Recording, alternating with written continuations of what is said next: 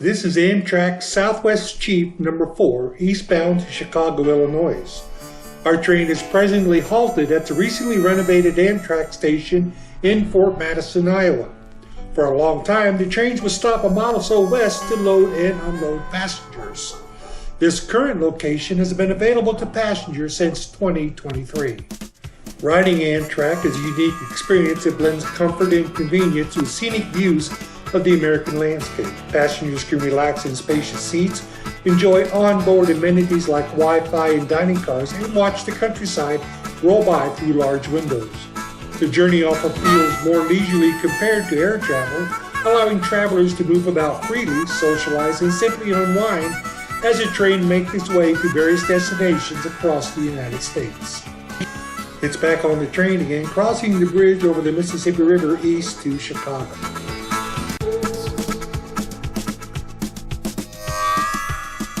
This video shows the train moving through the outskirts of Chicago.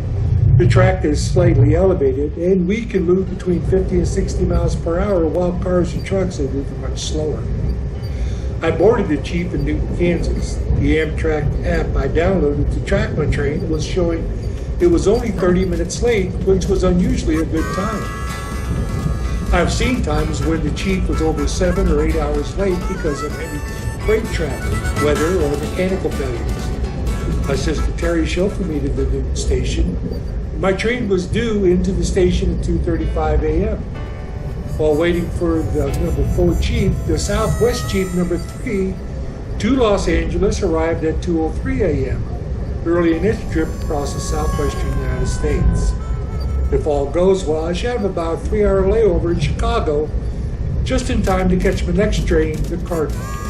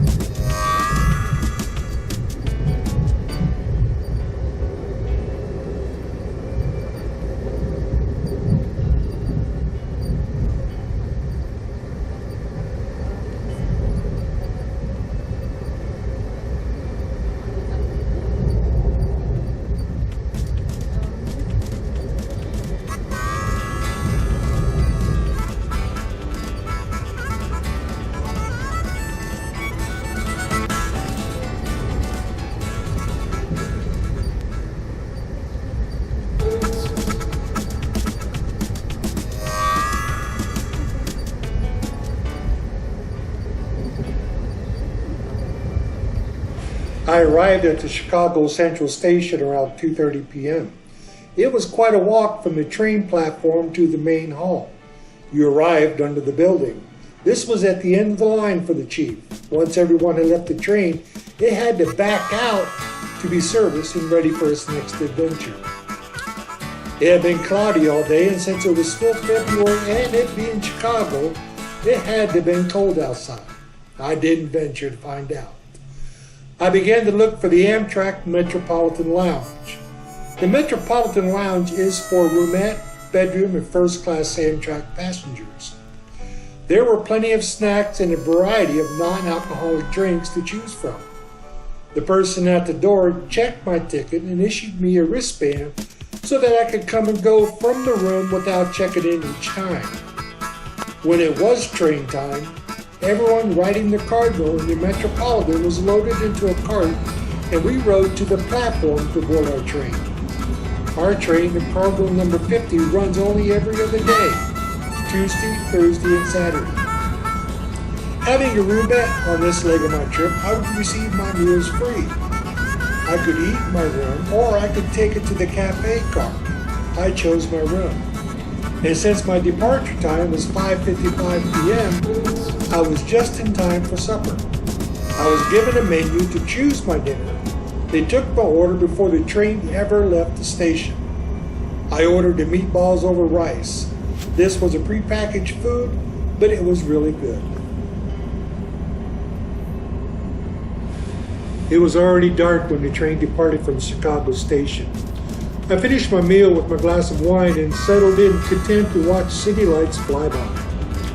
I didn't sleep well. This is my first night on the train, and I did not want to miss whatever there was to see. I was awakened often by lights from the cities such as Cincinnati and Indianapolis. Sunrise would not be until we reached southeast corner of Ohio, through the corner of Kentucky and into West Virginia. Had a Western omelet for breakfast with coffee, again in the comfort of my own room. The train had slowed as we began to enter the mountains of West Virginia. The mountain was cut away, exposing rock cliffs that were inches from the window of my train car. It appeared that I could reach out of my window, I could touch the mountain. There still was snow and ice formed on the ledges of rock at the higher points of the mountain. And where the snow and ice were thawing, it created a small waterfalls down the mountain, under the tracks and ending in the river.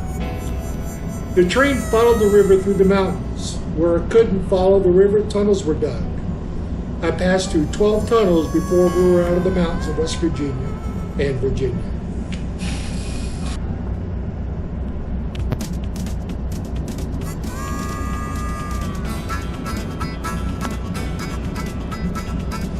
My next layover was Charlottesville, Virginia. This route of the Cardinal was single-track main line. Freight trains have the right-of-way, and this line is owned by CSX. We had to take a siding for an approach coal train was heading west. We came to a stop as the westbound coal train was going by. After the coal train had left, we proceeded to back out of the side track and onto the main line. Not sure why it was done this way, but we were well on our way again. And on a side note, I should have mentioned this earlier. I knew that I would change trains in Charlottesville. Chicago to Charlottesville, you travel to the southeast. When I arrived in Chicago, I checked the boards for train departures. I knew I was on train 50. I found train 50 on the board, Chicago to New York. I had to check my ticket several times to make sure that it was the correct train. Never riding Amtrak before, I was a little anxious. I was thinking it would have kept going to the southwest.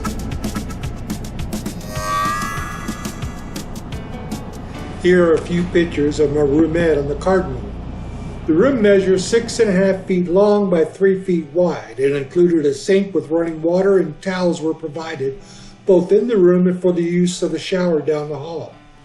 There were 2 bathrooms and 1 shower at the end of the car. My room had a fold-out table where I ate my meals.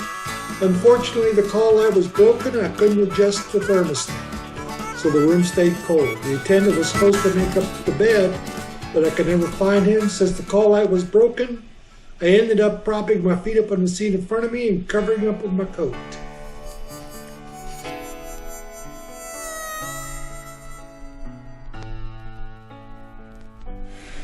Whether driving or now riding a train, passing through a tunnel is something that I've always looked for. I don't know if it's the fact that I'm riding under a mountain or whether it's the excitement as to what is at the other end of the tunnel. This train ride did not disappoint me. I enjoyed 12 tunnels in just one afternoon. I saw an abandoned tunnel that would be great just for exploring. These mountains through the West Virginia, and part of North Carolina reminded me of growing up in Pennsylvania.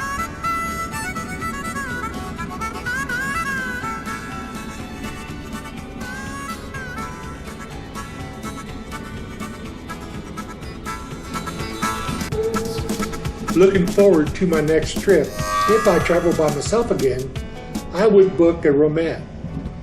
But if I'm traveling with anyone, I think I would upgrade to a bedroom. To give you some idea of the difference, a train car with roomettes, there's a center aisle with a roomette on each side of the aisle.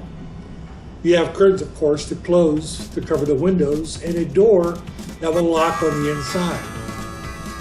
A car with bedrooms, the aisle is next to one side of the car. It's almost like having 2 roomettes in one.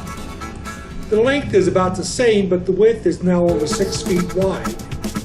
You have a couch to stretch out on during the day, and then a nice sized bed at night. It will still only sleep 2 people, but it comes with a private bathroom and a shower. Roomette will sleep 2 people, 1 in an upper bunk and 1 below.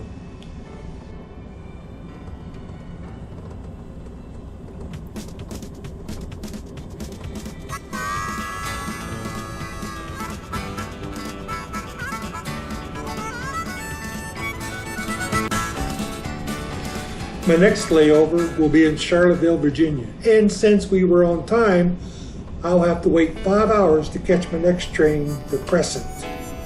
The Cardinal arrived in Charlottesville, Virginia just after 2 p.m. and I disembarked with my bags. The station was modest, featuring an auto-order Coke machine and a costly snack dispenser. Several Amtrak trains passed through this station. Charlottesville is home to the University of the Virginia Cavaliers. The depot is conveniently located near the campus, so many students use the train for travel to and from their homes. Coach fares on trains are quite reasonable. For example, a coach ticket from Newton to Chicago costs $169. Further information about pricing can be found on the Amtrak website. If you opt for a roomette or a bedroom, meals and coffee are included, offering an experience akin to staying in a motel with a constantly changing view. My next train was a Cresant, which runs from New York City to New Orleans. My journey began at 8 p.m., concluding at my final destination in Spartanberg. I arrived around 4 a.m. I was eager for a shower and a comfortable bed. The trip took approximately 45 hours in all, though I did not keep track because there was no urgency. When traveling coach, it was advisable to bring some snacks. I was mindful of my valuables, such as my computer and another bag, and kept them in the overhead compartment while storing my larger suitcase in the designated area upon boarding. Moving throughout the train is enjoyable, but concern from a personal belonging is valid. Next time I plan to bring a larger suitcase to store everything together and out of sight. Other passengers also leave their belongings unattended while visiting the cafe car, the dining car, or the observation car. Realistically, if someone were to take something, there would be limited places for them to go once they have it. So it's always good to travel light.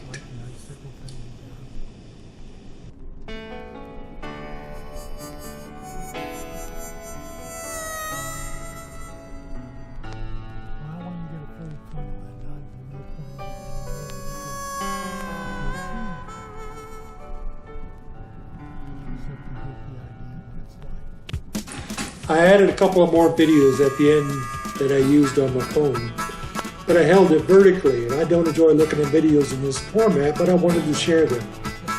The first is more of the West Virginia Mountains. The second is while I sat in the observation car on the Southwest Chief number 4. It's a great place to sit and watch the country pass you by. I hope you enjoyed this, and you might want to try train travel. I know I will again, and hopefully I will document it a little better than I did here. It was a great trip. I flew home and a little sorry that I did. I sure missed the extra leg room, not wearing a seat belt, the ability to move around from car to car, and most of all, watch the ever-changing landscape. Thank you.